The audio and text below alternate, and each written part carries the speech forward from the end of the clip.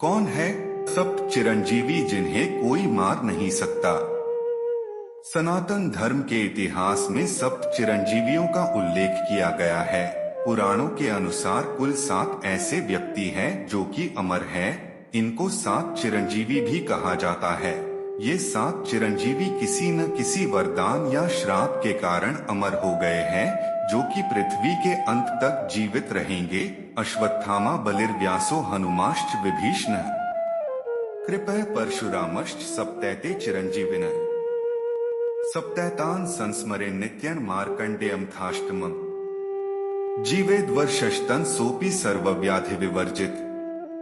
इस चौपाई के अनुसार अश्वत्थामा, राजा बलि, महर्षि व्यास, हनुमान, विभीषण, कृपाचार्य तथा परशुराम ये 7 चिरंजीवी हैं। यदि इन 7 चिरंजीवियों और 8वें ऋषि मार्कंडेय का प्रतिदिन स्मरण किया जाए तो शरीर के सारे रोग समाप्त हो जाते हैं और दीर्घ आयु प्राप्त होती है। 7 चिरंजीवी। 7 चिरंजीवियों के नाम तथा उनके बारे में कुछ जानकारी।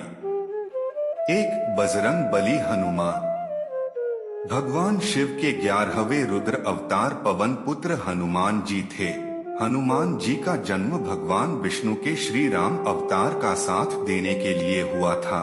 जब हनुमान जी समुद्र पार करके लंका नगरी पहुंचकर माता सीता से मिलते हैं और प्रभु श्री राम के बारे में उनको बताते हैं, तब माता सीता हनुमान जी की स्वामी भक्ति से खुश होकर उन्हें अमर होने का वरदान देती है। माता सीता वरदान देती है कि हनुमान जी कभी बूढ़े नहीं होंगे, कभी उनका अंत नहीं होगा तथा वह चिरकाल तक इस पृथ्वी पर रह सकेंगे। तब से ही हनुमान जी को अमर माना गया है। 2. महर्षि वेदव्यास। महर्षि वेदव्यास ऋषि पराशर और सत्यवती के पुत्र थे और उन्होंने ही महाभारत महाकाव्य की रचना की थी। जब शांतनु के दोनों पुत्र विचित्रवीर्य तथा चित्रांगद संतानहीन मृत्यु को प्राप्त हो गए थे, तब महर्षि वेदव्यास के कारण ही उनकी विधवा रानियों के गर्भ से पांडु, धृतराष्ट्र तथा दासी पुत्र विदुर की उत्पत्ति हुई थी। महाभारत युद्ध को देखने के लिए वेदव्यास जी ने धृतराष्ट्र के सारथी संजय को दिव्य दृष्टि प्रदान की थी। महाभारत के अलावा भी वेदव्यास जी ने कई महापुराणों की रचना की। सनातन धर्म में उन्हें भी अमर माना जाता है और वह पृथ्वी के अंत तक जीवित रहेंगे। 3. भगवान परशुराम।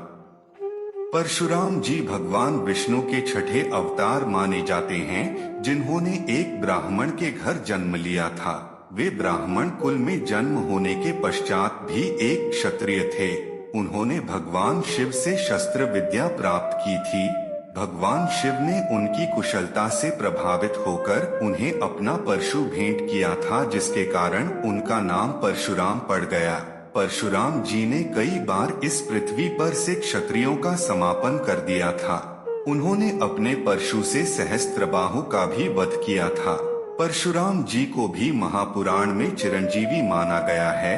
उनका वर्णन रामायण तथा महाभारत दोनों में मिलता है। 4. राजा बलि। राजा बलि विष्णु भक्त प्रहलाद के पौत्र थे। महान राजा होने के साथ साथ वह दानवीर तथा ब्राह्मणों का सम्मान करने वाले वीर असुर थे। जब उन्होंने इंद्रदेव से स्वर्ग को छीन लिया, तब भगवान विष्णु ने स्वर्ग को मुक्त करने तथा राजा बलि की दानवीरता की परीक्षा लेने के लिए वामन अवतार लिया था, जिसमें उन्होंने राजा बलि से 3 पग भूमि मांगी। पहले 2 पग में पूरा सृष्टि मापने के बाद भगवान वामन ने तीसरा पग राजा बलि के सर पर रखा और वह पाताल लोक में पहुंच गए। भगवान विष्णु उनकी इस दानवीरता से प्रसन्न हुए और उन्हें हमेशा पाताल लोक का राजा बने रहने तथा अमर होने का वरदान दिया। पूरी। 5. विभीषण जी। विभीषण महर्षि विश्रवा के सबसे छोटे पुत्र थे, जो कि लंकापति रावण के भाई थे। रामायण में तो आप लोगों ने इनके बारे में बहुत कुछ सुना ही होगा। इन्होंने प्रभु की शरण ले ली थी जब रावण अधर्म कर रहा था। इसलिए इनके धर्मनिष्ठ गुण से प्रसन्न होकर प्रभु ने इन्हें दीर्घायु का वरदान दिया है। हालांकि ध्यान देने वाली बात यह है कि मौलिक तौर पर विभीषण चिरंजीवी तो नहीं हैं, परंतु इन्हें लंबे समय तक जीवित रहने का वरदान मिला है। पुराणों के अनुसार विभीषण महायुग के अंत तक जीवित रहेंगे। 6 कृपाचार्य एक बार राजा शांतनु को वन में 2 शिशु दिखाई दिए जिन्हें वह राजमहल में ले आए। उनमें से एक शिशु कृपाचार्य थे तथा एक उनकी बहन कृपी थी। गुरु कृपाचार्य कौरव तथा पांडव दोनों वंश के कुलगुरु थे। उनकी बहन कृपी का गुरु द्रोण के साथ विवाह हुआ था, इसलिए वो अश्वत्थामा के मामा भी थे। उन्होंने दोनों ही कुरु तथा पांडु वंश के राजकुमारों को शिक्षा प्रदान किया था। कहा जाता है कि वो एक बहुत ही असाधारण गुरु थे। उनके सामने सब एक समान थे। उन्होंने दोनों ही वंश के राजकुमारों को कई विद्या का ज्ञान भी दिया था। हालांकि कुछ परिस्थितियों के चलते उन्हें कौरवों की ओर से शस्त्र उठाना पड़ा। 7 अश्वत्थामा। महाभारत युग में आप लोगों ने अवश्य ही अश्वत्थामा के बारे में सुना होगा। वो गुरु द्रोण के पुत्र तथा एक महान योद्धा थे। अश्वत्थामा को गुरु द्रोण ने कड़ी तपस्या के बाद महादेव से पाया था, इसलिए अश्वत्थामा को महादेव से काफी शक्ति भी प्राप्त थी। अश्वत्थामा 11 रुद्र अवतार में से एक थे। माना जाता है कि कृपाचार्य और अश्वत्थामा ही 2 ऐसे योद्धा थे जो कि कुरु वंश के तरफ से महाभारत के अंत होने तक जीवित थे।